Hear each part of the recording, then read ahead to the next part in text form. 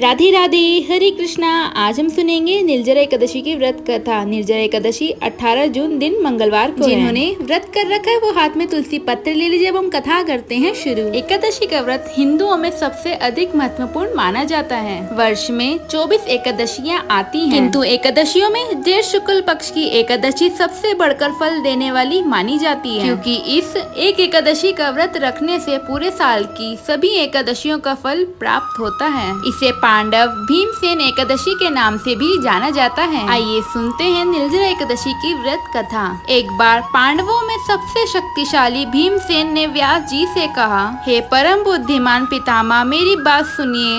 राजा युधिष्ठिर, माता कुंती, द्रौपदी, अर्जुन, नकुल और सहदेव यह सभी एकादशी को भोजन नहीं करते और मुझसे भी सदैव यही कहते हैं कि भीमसेन तुम भी एकादशी को कुछ नहीं खाया करो, परंतु मैं उनसे यही कहता हूँ कि मुझसे भूख बर्दाश्त नहीं होती। मैं भगवान की शक्ति पूजा आदि तो कर सकता हूँ, दान भी दे सकता हूँ, परंतु भोजन के बिना नहीं रह सकता। इस पर व्यास जी ने कहा, हे भीमसेन, यदि तुम नरक को बड़ा और स्वर्ग को अच्छा समझते हो तो हर महीने की दोनों एकादशियों को अन्न मत खाया करो। भीम ने कहा, हे गुरुदेव, मैं तो पहले ही कह चुका हूँ कि मैं भूख सहन नहीं कर सकता। यदि वर्ष भर में कोई एक व्रत हो तो मैं उसे रख सकता हूँ, क्योंकि मेरे पेट में व्रत नाम वाली अग्नि है, उसे मैं भोजन कर कर ही शांत कर सकता हूँ। भोजन करके ही वह शांत रहती है, इसलिए पूर्ण उपवास तो क्या, एक समय भी बिना भोजन के रहना मेरे लिए कठिन है। इसलिए आप मुझे कोई ऐसा व्रत बतलाइए जो वर्ष में केवल एक बार ही पड़े और मुझे स्वर्ग की प्राप्ति हो जाए। यह सुनकर श्री व्यास जी ने कहा, हे पुत्र, बड़े बड़े ऋषियों ने बहुत से शास्त्र आदि बनाए हैं जिससे बिना धन के थोड़े परिश्रम से ही स्वर्ग की प्राप्ति हो सकती है। इसी प्रकार शास्त्रों में बताया गया है कि दोनों पक्षों की एकादशी का व्रत करने से मुक्ति मिल जाती है। श्री व्यास जी की बात सुनकर भीमसेन नरक जाने के नाम से ही भयभीत हो गए और अब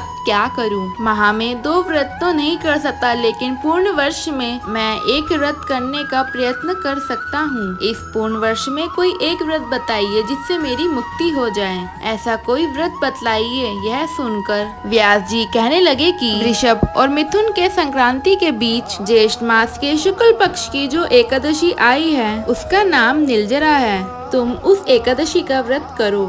इस एकादशी के व्रत में स्नान और आचमन के सिवा जल वर्जित है। आचमन में 6 मासे के सिवा अधिक जल नहीं होना चाहिए, अन्यथा वह मद्यपान जैसा हो जाता है। इस दिन भोजन भी नहीं करना चाहिए, क्योंकि भोजन करने से व्रत नष्ट हो जाता है। यदि निर्जला एकादशी के सूर्य उदय से लेकर द्वादशी के सूर्य उदय तक कोई जल ग्रहण नहीं करे तो उसे सारी एकादशियों का फल प्राप्त हो जाता है। द्वादशी को सूर्योदय से पहले उठकर स्नान आदि करके ब्राह्मणों को दान देना चाहिए। इसके बाद भूखे और सच्चे ब्राह्मण को भोजन कराकर आप भी भोजन कर लेना चाहिए। इसका फल पूर्ण वर्ष की संपूर्ण एकादशियों के बराबर होता है। व्यास जी कहने लगे कि हे भीमसेन, यह बात स्वयं भगवान ने मुझे बताई है। इस एकादशी का पुण्य समस्त तीर्थों और दानों से अधिक है। केवल एक दिन निर्जल रहने से मनुष्य के सभी पापों को मुक्ति मिल जाती है। जो मनुष्य निर्जला एकादशी का व्रत करते हैं उनकी मृत्यु के समय उनको यमदूत आकर नहीं घेरते, उनको तो भगवान के पार्षद पुष्प विमान में बिठाकर स्वर्ग को ले जाते हैं। अंततः संसार में सबसे श्रेष्ठ निर्जला एकादशी का व्रत है,